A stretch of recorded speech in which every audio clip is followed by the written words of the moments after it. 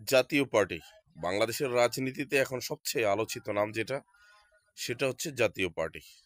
কথা হচ্ছে জাতীয় পার্টি এত সাহস পায় কোথায় থেকে? কারা তাদেরকে সাহস দিচ্ছে? তাদেরকে সাহস দিচ্ছে হচ্ছে বিএনপি। কেন বিএনপি সাহস দিচ্ছে?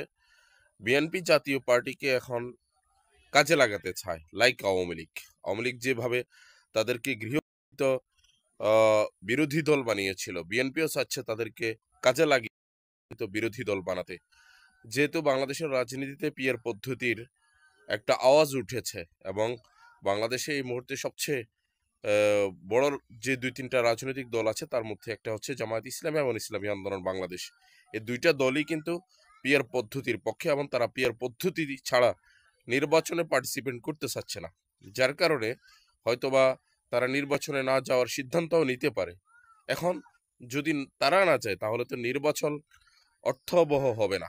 যার কারণে জাতীয় পার্টিকে বিরোধী দল করে বিএনপি এই নির্বাচনটা করতে চাচ্ছে বলে আমি মনে করছি।